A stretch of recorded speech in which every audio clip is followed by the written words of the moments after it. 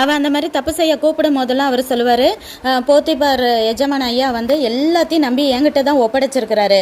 அடிமையான என்னைய வந்துட்டு இப்போ வீட்லேயே என்னைய காட்டிலும் யாரும் பெரியவன் இல்லை அப்படிங்கிற அளவுக்கு உயர்த்தி வச்சிருக்கிறாரு. ஒய்ஃபான ஒன்றை தவிர வேற எதையுமே அவர் எனக்கு விலக்கியே வைக்கல. இப்படி இருக்க நான் இத்தனைய பெரிய பொல்லாங்குக்கு உடன்பட்டு தேவனுக்கு விரோதமாக பாவம் செய்வது எப்படின்னு சொல்லிட்டு அவங்க ஒய்ஃப்கிட்டே இவர் கேள்வி கேட்குறாரு.